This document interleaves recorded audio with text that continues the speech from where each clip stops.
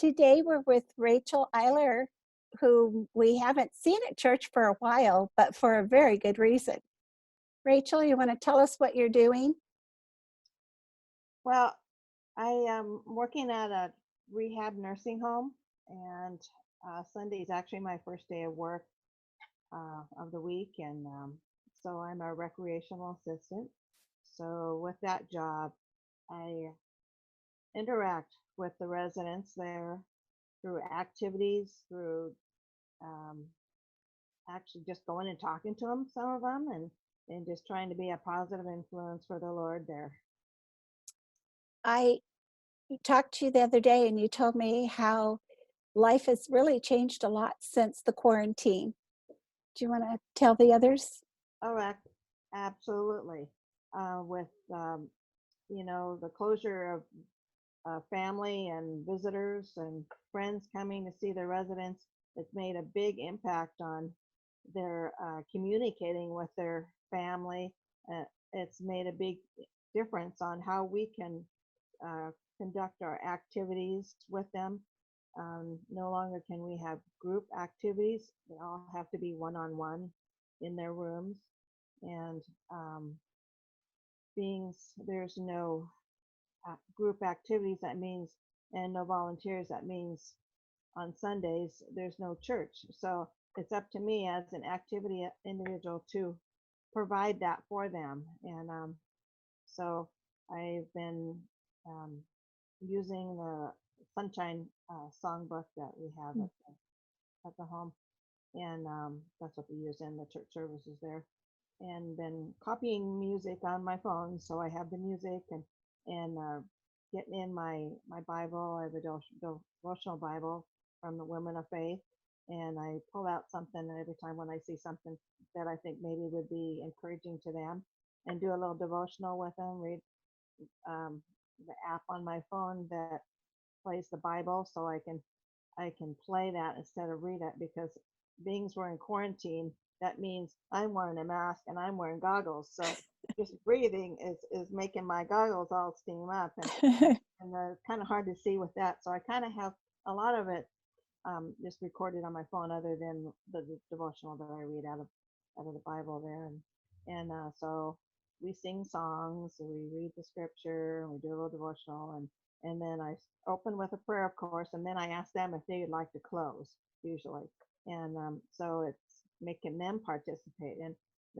they're enjoying that, but it can get a little tiring at times, because shoot, I'm going to anybody who would normally have gone to the church service. So that's like maybe up to 15 rooms. I'm doing like a 15, 20-minute, devotional with them. And so that takes my whole morning. And then other than that, as a recreational assistant, I help with delivering the newspaper to them in the morning, and doing, one-on-ones. I have a list of residents that either mentally or physically or just don't want to participate in activities, that they need some communication. So I need to get into their rooms 3 times a week and do something.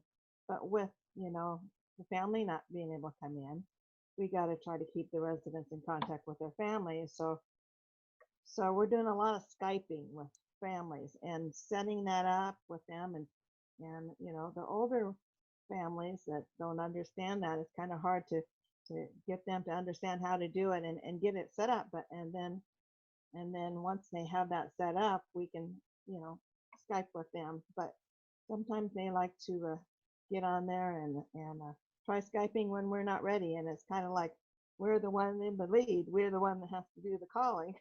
And so they have sometimes get a little bent out of shape, but we have to explain to them that, we got other things to do, and we'll get to you as soon as we can, and but anyway, so, and then anybody that has in their profile that they have any religious backgrounds, when I go do my one-on-ones, I can bring in, scripture, I can bring in Christian music, I can do all kinds of different things, pray for them to encourage them. And but with those that the normal one-on-ones that I got a lot of trach and vent residents that I do massage therapy with them. I do essential oils with them.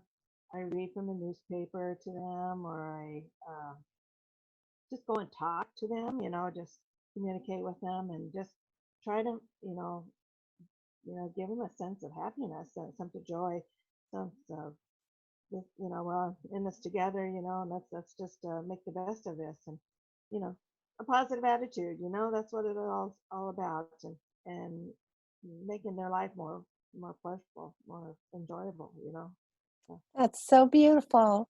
Did you ever dream that you would be a chaplain? In essence, when you started this job, right.